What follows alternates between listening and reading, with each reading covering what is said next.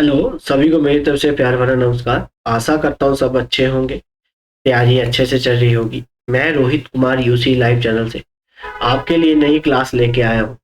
जैसे कि आपको पता है कि एसएससी जो जीडी का पेपर है, उसके फॉर्म फिल हो गए हैं, तो अभी उसका एग्ज़ाम आने वाला है।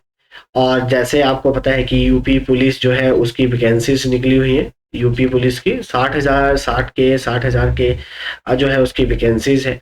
तो ये जो पोर्शन है, ये जीएस का जो पोर्शन है, ये आपको काफ़ी फायदा पहुंचाने वाला है। चाहे आपका कोई भी एग्जाम रहता हो, वहां पे जीएस आपका इम्पोर्टेंट रोल प्ले करता है।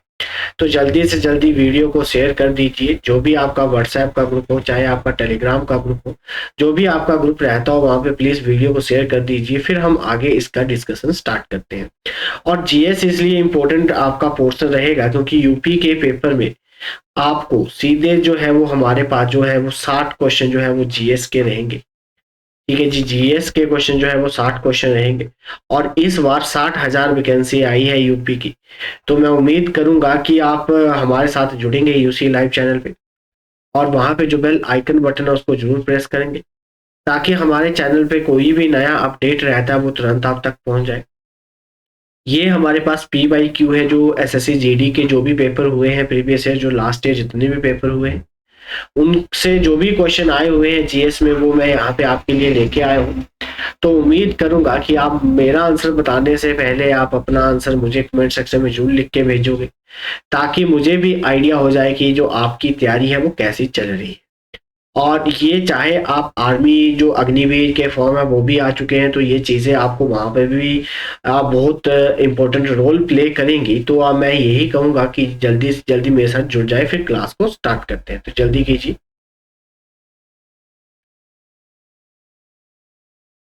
चलिए जी, आज का पहला क्वेश्चन देखते हैं।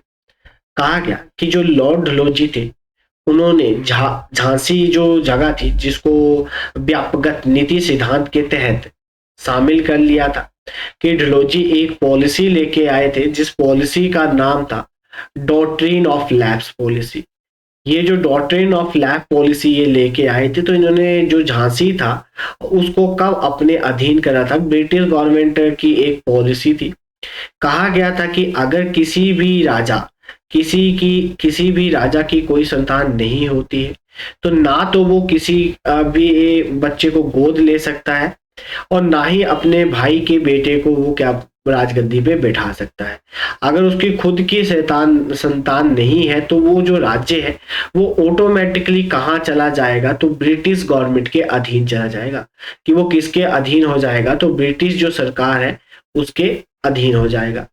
इस पॉलिसी के अनुसार उन्होंने सबसे पहले 1848 में जो कैप्चर करा था वो करा था सतारा। तारा जो था उसको कैप्चर करा था। ठीक है जी। सबसे लास्ट में उन्होंने जो कैप्चर करा था, जो सबसे लास्ट में उन्होंने कैप्चर करा था, वो नागपुर को कैप्चर करा था। किसको कैप्चर करा था जी? नागपुर को कैप्चर करा था। नागपुर। ठीक है जी, वो उन्होंने कैप्चर करा था 1854 में। नागपुर। नागपुर को। और जो उन्होंने 1950 में उन्होंने कैप्चर करा था भगत को। ठीक है जी, भगत को। और 1852 में उन्होंने जो कैप्चर करा था उदयपुर को। उदयपुर को। और यहाँ पे ऑप्शन नहीं दे के रखी हुई है, जो झांसी को उन्होंने अपने अधीन करा था वो 1853 में करा था। ये क्वेश्चन में 1853 होगा, जब उन्होंने झांसी जो को अपने अधीन करा था 1853 में करा था। और जयपुर जयपुर जयपुर और जो हमारे पास संबलापुर था,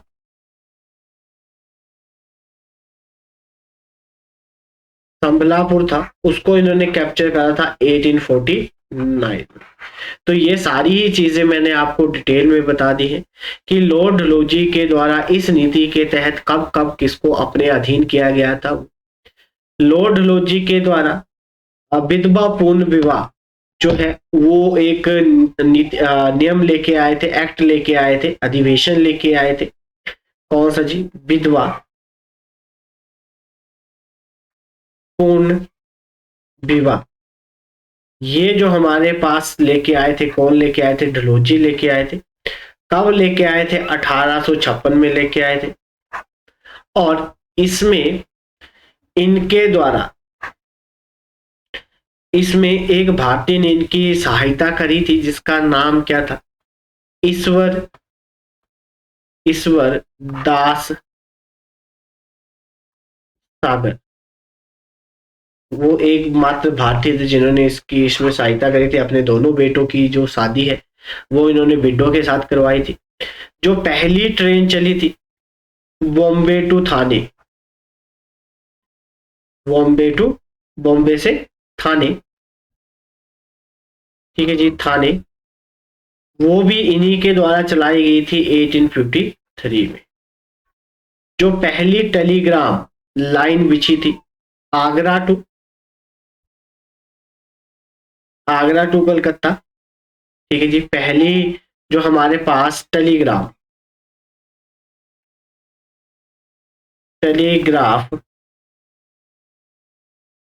लाइन जो बिछाई गई थी 1853 में ही, ठीक है। कहां से? आगरा से कलकत्ता के लिए, कलकत्ता के लिए वो भी इन्हीं के द्वारा बिछवाई गई थी। जो पीडब्ल्यूडी डिपार्टमेंट है, पीडब्ल्यूडी जो डिपार्टमेंट है उसकी स्थापना भी इन्हीं के द्वारा की गई थी। जो ग्रांड ट्रक रोड है, जो हमारे पास ग्रांड ट्रक रोड है, उसका निर्माण भी ढलोजी के द्वारा ही स्टार्ट किया गया था।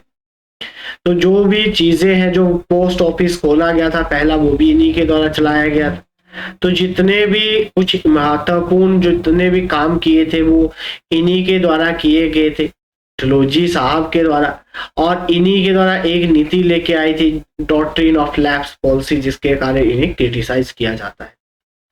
ठीक है जी, उम्मीद करता हूं कि आप वीडियो को लाइक, चैनल को सब्सक्राइब करना नहीं भूलेंगे। चलिए जी, नेक्स्ट क्वेश्चन देखते हैं।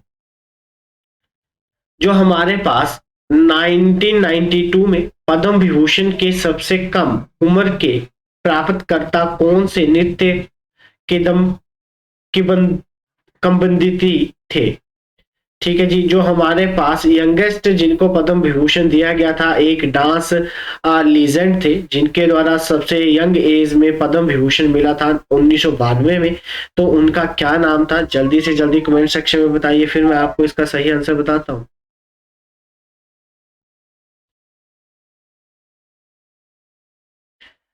इसका सही जवाब क्या रहेगा?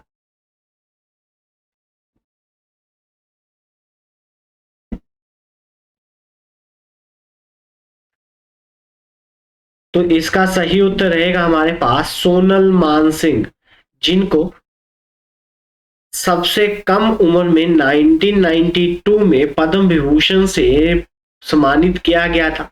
वो एक डांसिंग लेजेंड थे जिनके द्वारा डांस परफॉर्म किया जाता था, बहुत ही महान थे। तो उनका नाम क्या था? Sonal Mansingh. Option number C जो है इसका सही उत्तर है।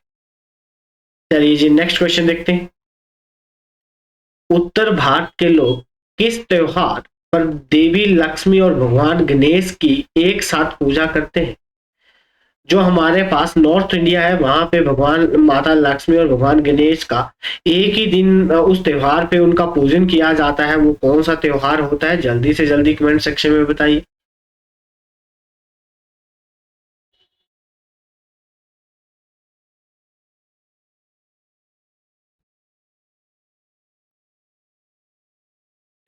तो इसका सही जवाब क्या रहेगा?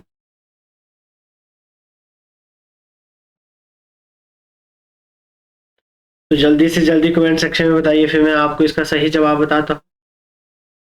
तो इसका सही आंसर रहेगा हमारे पास दीपावली, दिवाली या दीपावली। ठीक है, या तो इसको दीपावली बोला जाता है। जब भगवान राम श्रीलंका से अयोध्या वापिस आए थे, तो उस उनके आगमन पे उस खुशी के लिए दिवाली मनाई जाती है, दीप जलाए जाते हैं।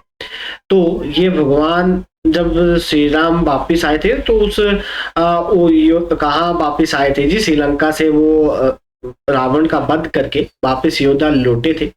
तो उस खुशी के उपलक्ष्य में दिवाली को सेलिब्रेट किया जाता है। जन्माष्टमी में भगवान जो हमारे पास कृष्ण भगवान थे उनका जन्म हुआ था। दशहरे के दिन दशहरा इसलिए मनाया जाता है कि उस दिन बुराई पे अच्छाई की जीत हुई थी।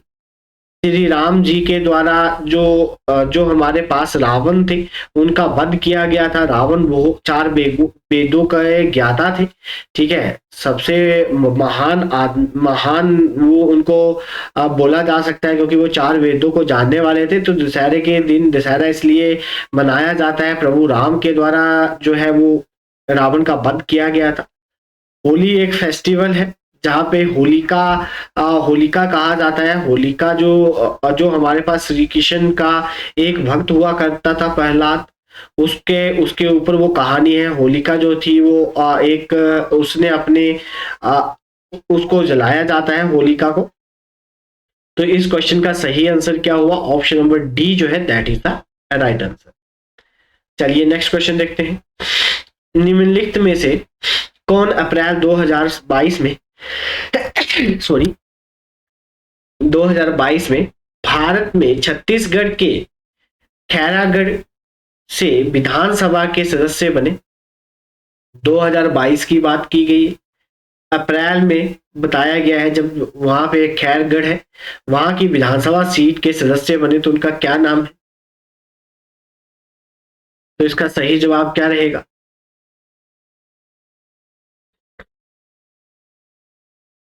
जल्दी से जल्दी कमेंट सेक्शन में बताइए, फिर मैं आपको इसका सही जवाब बताता हूँ।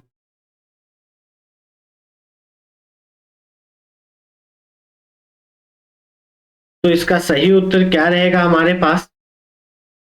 Yashoda Verma, option number C that is the right answer. चलिए जी नेक्स्ट क्वेश्चन की ओर चलते हैं। देश की आजादी से पहले भारत अपने उद्योगों के लिए विशेष रूप से जाना जाता था कि जब भारत आजाद नहीं हुआ था तब भारत में जो इंडस्ट्री थी किसके लिए वो जाना जाता था? तो इसका सही जवाब क्या होगा? जल्दी से जल्दी बताइए, फिर मैं आपको इसका सही उत्तर बताता हूं।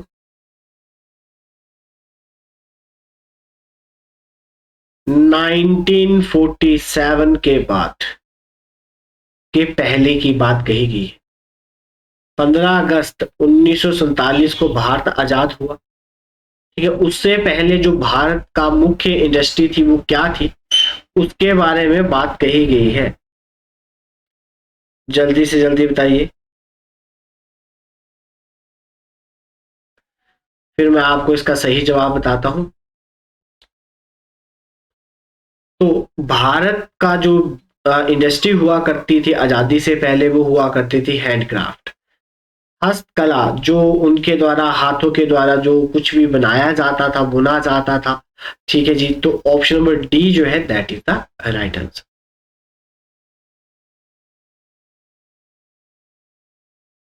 भारत के संविधान के निम्नलिखित में से किस भाग में मौलिक अधिकार आते हैं? तो भारत के जो फंडामेंटल राइट्स हैं वहां उसको किस में रखा गया? भारतीय संविधान में। तो इसका सही जवाब क्या होगा? ये कितनी बार मैं आपको डिस्कस करवा चुका हूं, तो मैं उम्मीद करूंगा कि आप इसका सही आंसर बताओगे।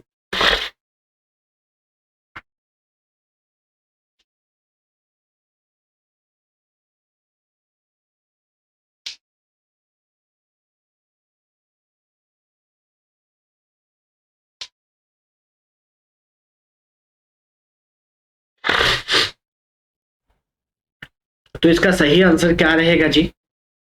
पार्ट थर्ड जो है, भाग थर्ड जो है उसमें आते हैं। और अनुच्छेद जो है वो आर्टिकल 12 से लेकर आर्टिकल 35 जो है, जो हमारे पास फंडामेंटल राइट्स के बारे में बात करता है। और फंडामेंटल राइट जो है मौलिक अधिकार हमने किस संविधान से उधार लिए गए हैं? तो यूएसए से, अमेरिका के संविधान से हमने इनको लिया है। और एक फंडामेंटल राइट हुआ करता था right to property, right to property. Right to property को डिलीट कर दिया गया, हटा दिया गया, डिलीट कर दिया गया है इसको। अब जब हमारे पास 1976 में 1976 में जब 42वां संविधान संशोधन किया गया, 42 संविधान अमेंडमेंट की गई, तब इसको निकाल दिया गया और इसको लीगल राइट बना दिया गया, इसको लीगल राइट में रख दिया गया। ठीक है जी, कौन से राइट में रख दिया गया? लीगल राइट में, सॉरी, इसको हमने कहाँ रख दिया? लीगल राइट में रख दिया। और लीगल राइट में जब हम इसको रखा गया तो जो आर्टिकल है हमारे पास, आर्टिकल जो आर्टिकल 30 है, 300A है, उसमें रख दिया गया राइट टू प्रॉपर्टी को। तो अब जो है वो हमारे पास जो भी राइट टू प्रॉपर्टी उसको डिलीट कर दिया गया। और कब कर दिया गया? 1976 में। जो हमारे पास भाग फर्स्ट है, इसमें हमारे पास क्या बताया गया है? भारत के बारे में बताया गया है। या भारत क्या है? यूनियन ऑफ स्टेट है, कि भारत क्या है? संघ है किसका? राज्यों का। वो किस में बात की गई है? पार्ट फर्स्ट में बात की गई है। ये आर्टिकल हमारे पास 1 से लेकर 4 आर्टिकल के बीच में रहता है, पार्ट 1। पार्ट 4 में हमारे पास directive principle of state policy आते हैं। Directive principle of state policy, जिसको बोला जाता है राज्य के दिशा निर्देश, राज्य के नीति निर्देशों के बारे में कहा जाता है। हिंदी में नीति निर्देश कहा जाता है। नीति निर्देश जो है वो इसमें आते हैं, भाग 4 में आते हैं। और कौन से अनुच्छेद में आते हैं? तो आर्टिकल 36 से लेकर आर्टिकल 51 तक आते हैं directive principle of state policy. और ये जो है ये हमने किस कंट्री से उधार लिया है? तो इसको हमने लिया है जी आयरलैंड से। इस कंट्री से हमने इसको उधार लिया है, तो आयरलैंड कंट्री से हमने इसको अडॉप्ट किया है, directive principle of state policy को। और इसको आप कभी भी चैलेंज नहीं कर सकते, कहीं भी हाई कोर्ट में नहीं जा सकते। जैसे आप फंडामेंटल मौलिक अधिकारों को लेकर आप किसी भी अदालत में चैलेंज कर सकते हो। हाई कोर्ट में जाओगे आप, तो हाई कोर्ट में जाओगे आर्टिकल 226 के तहत, और सुप्रीम कोर्ट में जाओगे आर्टिकल 32 के तहत। अगर आपके मौलिक अधिकारों के साथ कोई भी हनन होता है, कोई भी नुकसान होता है, तो आप उसकी जो कंप्लेंट है वो किसके साथ करोगे? अगर हाई कोर्ट में जाओगे तो आर्टिकल 226 आपको इसकी परमिशन देगा, और सुप्रीम कोर्ट में जाओगे तो आर्टिकल 32। परंतु जो आपके directive principle of state policy आते हैं, राज्य के नीति निर्देश जो आते हैं, इसको चैलेंज नहीं कर सकते, ना तो हाई कोर्ट में ना तो सुप्रीम कोर्ट। जो भाग 2 आता है, इसमें आता है हमारी नागरिकता।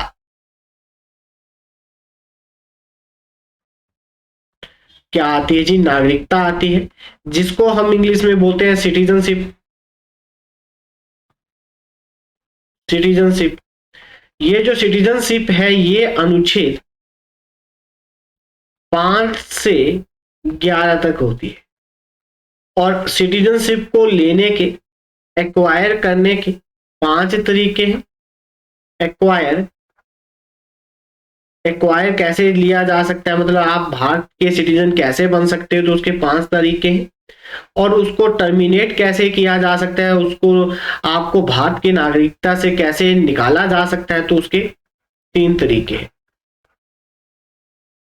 आपको ये पता होना चाहिए कितने तरीके हैं और कितनी तरीकों से आप भारत के नागरिक बन सकते हो। तो 5 तरीकों से बन सकते हो। और अगर आपकी नागरिकता को कैंसिल करना है तो उसके कितने तरीके हैं? 3 तरीके। तो उम्मीद करूंगा कि आप साथ साथ में इसको राइट डाउन कर रहे होंगे और नोट साथ साथ में बनाते रहना। मैं ऐसे ही एक्सप्लेन करके आपको चलता रहूंगा, ताकि आपका पेपर में अगर कोई क्वेश्चन बने तो वो क्वेश्चन गलत नहीं होना चाहिए। तो ज्यादा से ज्यादा वीडियो को शेयर कर दीजिए, हमारे चैनल को सब्सक्राइब और वीडियो को लाइक करना ना भूलें। चलिए जी नेक्स्ट क्वेश्चन देखते हैं। निम्नलिखित में से किसने 2019 में कथकली नृत्य के रूप में उनके योगदान के लिए पद्मश्री जीता? 2019 में उन्हें कथकली नृत्य के ऊपर पद्मश्री दिया गया। कौन सी पर्सनैलिटी है, कौन से व्यक्तित्व है जिनको 2019 में कथकली के लिए पद्मश्री से नवाजा गया? तो नाम बताइए जी उसका, जल्दी से जल्दी कमेंट सेक्शन में बताइए।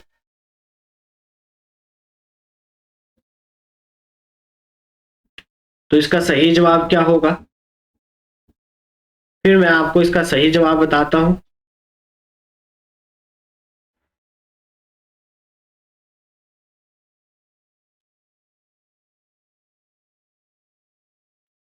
जल्दी से जल्दी कमेंट सेक्शन में बताइए। तो इसका सही जवाब रहेगा मलीना सल्वीनी। ऑप्शन नंबर बी जो है that is the right answer. चलिए जी नेक्स्ट क्वेश्चन देखते हैं। विश्व के कुल भूभाग का कितना भाग भारत में है? जो हमारे पास पूरी दुनिया है तो उसके टोटल सरफेस एरिया का भारत में कितना प्रतिशत है? भारत कितना जो हिस्सा है टोटल वर्ल्ड के हिस्से को कवर करता है? जल्दी से जल्दी कमेंट सेक्शन में बताइए। बड़ी बार पेपर में क्वेश्चन पूछा भी जा चुका है।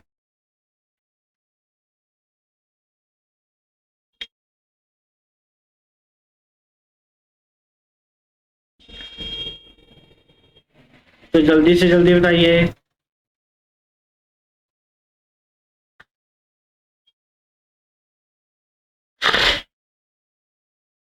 तो भारत जो है वो वर्ल्ड का 2.4% जो है वो हिस्सा जो है वो भारत कवर करता है। ऑप्शन नंबर डी जो है that is the right answer. चलिए जी नेक्स्ट क्वेश्चन देखते हैं। प्रधानमंत्री नरेंद्र मोदी ने जल जीवन मिशन की शुरुआत कब की? भारत के जो प्रधानमंत्री है नरेंद्र मोदी जी, उनके द्वारा एक मिशन स्टार्ट किया गया है जल जीवन मिशन। तो उसकी शुरुआत उनके द्वारा कब की गई? तो इसका सही आंसर क्या होगा? जल्दी से जल्दी कमेंट सेक्शन में बताइए, फिर मैं आपको इसका सही जवाब बताता हूँ।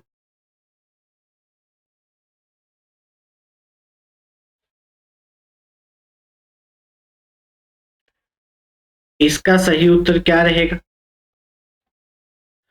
जहां तक मैं देख पा रहा हूँ यहाँ पे बहुत ही कम बच्चे जो है वो पार्टिसिपेट कर रहे हैं। तो जल्दी से जल्दी यहाँ पे जुड़ जाएं ताकि आपको आइडिया हो जाए।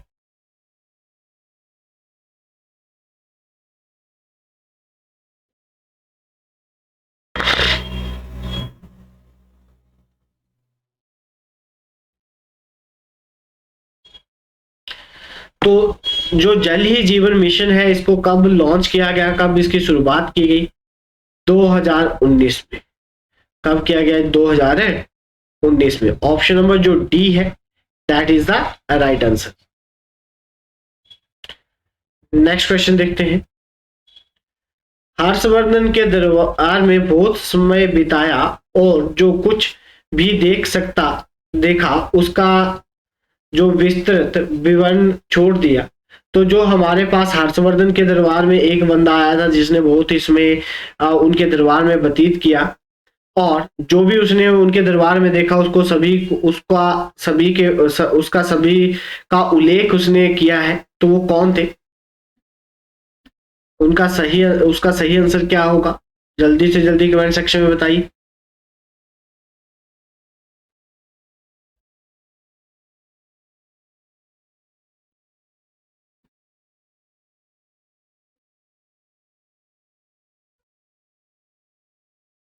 तो इसका सही जवाब रहेगा option option number B, जुएन जैंग। जुएन जैंग option number B जो है इसका सही उत्तर है। चलिए जी नेक्स्ट क्वेश्चन देखते हैं। क्रिकेट स्टेडियम एम चिन्ना स्वामी कहाँ पे है? तो जल्दी से जल्दी बताइए। बहुत ही फेमस ये जो है स्टेडियम है, चिन्ना स्वामी स्टेडियम कहाँ पे है? तो ये आपको सभी को पता होगा, जो भी क्रिकेट के प्रेमी होंगे उन सभी को पता होगा कि चिन्ना स्वामी जो हमारे पास स्टेडियम है वो कहाँ पे है। तो इसका सही उत्तर क्या होगा?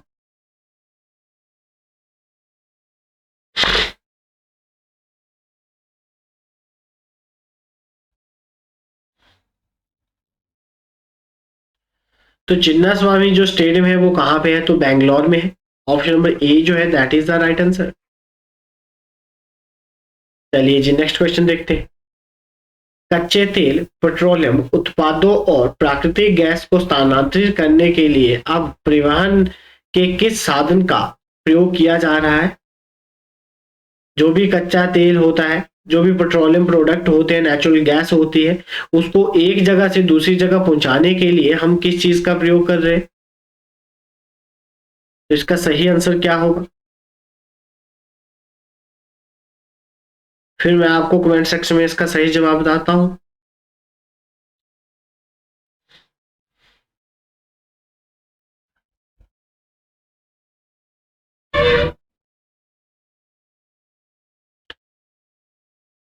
इसका सही उत्तर रहेगा पाइपलाइन। कि पाइपलाइन के थ्रू जो है वो पेट्रोल, नेचुरल गैस सारा का सारा एक एक जगह से दूसरी जगह पहुंचाया जा रहा है। ऑप्शन नंबर सी जो है that is the right answer. Next question देखते हैं। निम्नलिखित में से कौन सा संगठन भारत में गरीबी रेखा की गणना के लिए नमूना सर्वेक्षण करता है? कि कौन सा ऐसा डिपार्टमेंट है जो हमारे पास सर्वे करता है, ऑर्गेनाइजेशन जो हमारे भारत में कितनी गरीबी है उसके बारे में बताता है?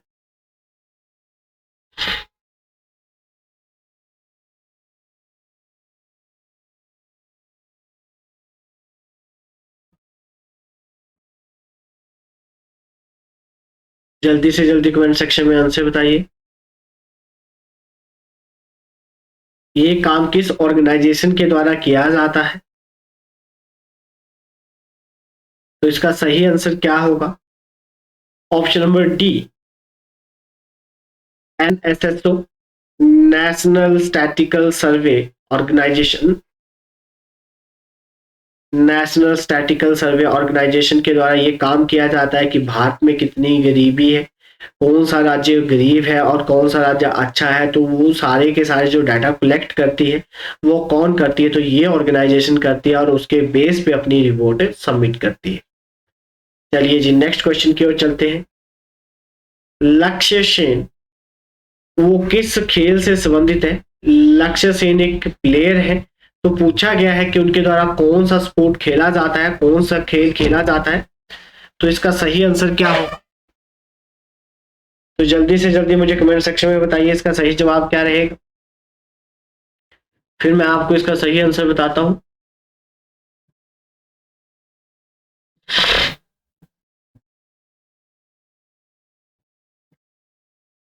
ये सारे के सारे जो क्वेश्चन है ये PYQ मैं आपके साथ डिस्कस कर रहा हूं और GS जो है वो आपके पेपर में बहुत ही इंपॉर्टेंट रोल प्ले करेगा। तो यही कहूंगा कि जल्दी से जल्दी UC लाइव चैनल को सब्सक्राइब करना ना भूले। तो इसका सही आंसर क्या रहेगा? बैडमिंटन। ये लक्ष्य सेन किस खेल से संबंधित है? तो बैडमिंटन से संबंधित है। ऑप्शन नंबर बी जो है that is the right answer. चलिए नेक्स्ट क्वेश्चन देखते हैं। भारत के संविधान के अनुच्छेद 243 के अनुसार का अर्थ है ग्रामीण क्षेत्रों के लिए अनुच्छेद 243 बी के तहत गठित स्वशासन की एक संस्था है। कि जो हमारे पास आर्टिकल है 243 भारत के संविधान में, उसमें जो आर्टिकल 243 बी है, 243 बी है, वो रूरल एरिया में एक सेल्फ गवर्नमेंट इंस्टीट्यूशन के बारे में बताता है। तो वो कौन सा इंस्टीट्यूशन है? तो इसका सही आंसर क्या होगा? तो मैं उम्मीद करूंगा कि आप वीडियो को लाइक, चैनल को सब्सक्राइब करना नहीं भूलेंगे और यहाँ पे जो बेल आइकन बटन है उसको जरूर प्रेस करेंगे ताकि हमारे चैनल पे कोई भी नया अपडेट रहता है वो तुरंत आप तक पहुंच जाए। तो जल्दी से जल्दी कमेंट सेक्शन में बताइए।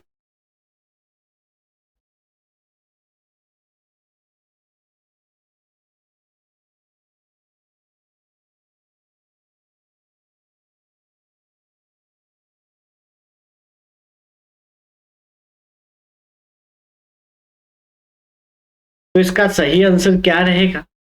Option number C. जो हमारे पास संविधान संशोधन किया गया था, 73 संविधान संशोधन किया गया था, अमेंडमेंट की गई थी 1992 में, तब पंचायती राज को भारत के संविधान में जोड़ा गया था। और ये जो है हमारे पास आर्टिकल जो पंचायत के बारे में जो आर्टिकल बात करता है, आर्टिकल जो 40 है वो इसके बारे में बात करता है।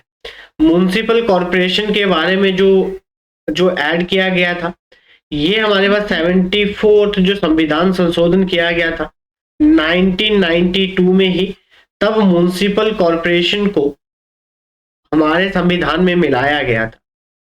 ठीक है, पंचायती राज को 73 अमेंडमेंट में 1992 में जोड़ा गया था, और आर्टिकल जो है 40 जो है वो हमारे पास ग्राम पंचायत के बारे में बात करता है। ठीक है, और म्युनिसिपल कॉरपोरेशन जो है उसको 74 में ऐड किया गया था 1992 में। जो हमारे पास पार्ट 11 है, पार्ट 11 है जो पंचायतों के बारे में बताता है, और जो म्युनिसिपल कॉरपोरेशन है ये पार्ट 12 में है, पार्ट 12 में इसके बारे में बात की गई है। चलिए जी नेक्स्ट क्वेश्चन की ओर चलते हैं। एक बर्तन लंबे समय तक नम हवा के संपर्क में रहता है, ये एक एक सुस्त हरे रंग की परत प्राप्त करता है, जहाज कैसे बना है? तो जो हमारे पास कोई भी चीज है जो अगर हमारे पास अगर वो पानी के संपर्क में रहती है तो वो थोड़े समय के बाद उसके ऊपर एक हरे रंग की परत आ जाती है। ठीक है जी, तो वो किससे बनी होती है? वो जो हमारे पास वो जो बर्तन है वो किस चीज के बना होता है? ये जो बेसल है, इसमें थोड़ा सा हिंदी में इसको ट्रांसलेट किया गया है। बेसल का मतलब है हमारे पास जो वो कंटेनर होता है वो किस चीज का बना होता है, ये पूछा गया है। आपने देखा होगा, अगर आपको पता होगा तो आप घर में भी उसी चीज को यूज करते होंगे। तो आपको पता है कि अगर उसके बीच में अगर पानी डाले रखो तो थोड़े समय के बाद उसपे हरा सा जो हरी कलर की एक परत है वो जम जाती है। तो वो किसके ऊपर जमती है? तो जल्दी से जल्दी कमेंट सेक्शन में आंसर बताइए। देख पा रहा हूँ कमेंट सेक्शन को तो बहुत ही कम बच्चे जो है वो पार्टिसिपेट कर रहे हैं। तो इसका सही जवाब क्या होगा? जो यूपी पुलिस की जो वैकेंसी आई हुई है 60,000, उसमें भी ये आपको इंपॉर्टेंट रोल प्ले करने वाला है। तो ध्यानपूर्वक आप इन क्वेश्चनों को मिस ना करें, और ध्यानपूर्वक यहाँ पे ध्यानपूर्वक इस जो है हमारे पास जो भी डिस्कशन है उसको ध्यानपूर्वक सुने। तो इसका सही आंसर क्या होगा? कॉपर। अगर आपने कॉपर के जो हमारे पास बर्तन देखे होंगे तो उसमें पानी रखा जाता है, जब वो पानी काफी दिनों के लिए रखा जाता है तो उस कॉपर के ऊपर एक हरे रंग की परत चढ़ जाती है। ऑप्शन नंबर ए जो है that is the right answer. Next question देखते हैं। गाय के गोबर का प्रयोग कृषि में एक के रूप में किया जाता है, किसके रूप में किया जाता है? गाय के गोबर, जो गाय का गोबर होता है उसका प्रयोग एग्रीकल्चर में किया जाता है। क्यों किया जाता है?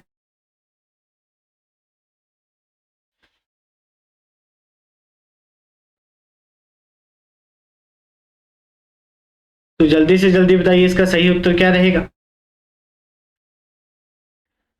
आपको पता है कि अब फिर से कहा जा रहा है कि ऑर्गेनिक खेती की तरफ वापिस आओ। तो जो गाय का जो गोबर होता है उसका प्रयोग कृषि में किया जाता है, किसके लिए? ऑर्गेनिक उर्वरक जो होते हैं, फर्टिलाइजर जो होते हैं उसके लिए यूज किया जाता है। ऑप्शन नंबर जो सी है that is the right answer. चलिए जी नेक्स्ट क्वेश्चन की ओर चलते हैं। जून 2022 में कैबिनेट की नियुक्ति समिति द्वारा राष्ट्रीय जांच एजेंसी के महानिदेशक के रूप में किसे नियुक्त किया गया? कि जो हमारे पास appointed the committee of the cabinet June 2022 में, उसके जो हमारे पास director general of national investigation agency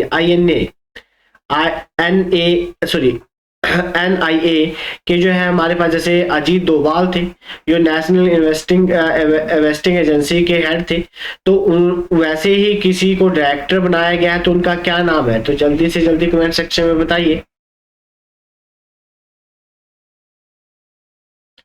तो इसका सही उत्तर क्या रहेगा?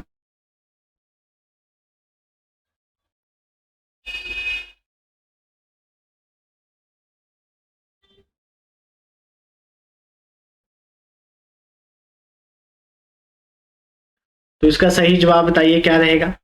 तो इसका सही जवाब रहेगा जी Dinkar Gupta, option number C, जिनको NIA जो नेशनल इन्वेस्टिंग एजेंसी है उसके प्रमुख, उसका जनरल डायरेक्टर जनरल अपॉइंट किया गया है।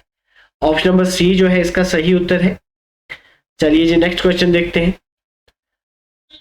कौन सा जलमार्ग अटलांटिक महासागर को प्रशांत महासागर से जोड़ता है?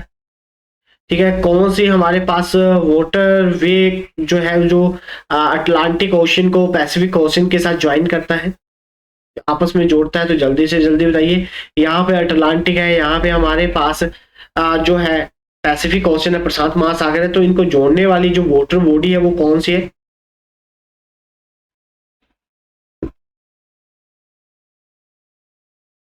तो इसका सही जवाब क्या रहेगा?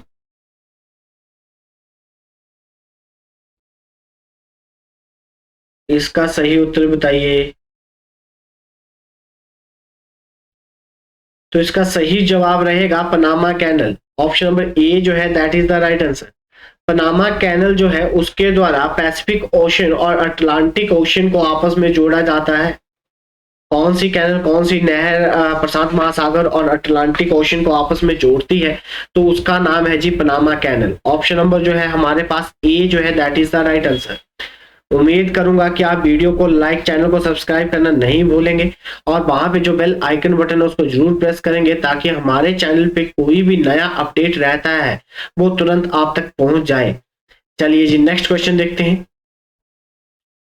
जो हमारे पास बलिमिया का सबसे अच्छा वर्णन क्या है?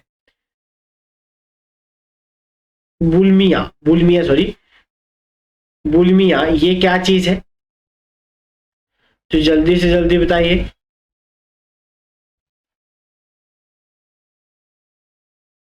बुलमिया क्या चीज है, क्या है ये? तो इसका सही जवाब क्या होगा? ये जनरल साइंस का क्वेश्चन है। तो जल्दी से जल्दी कमेंट सेक्शन में बताइए बुलमिया क्या है।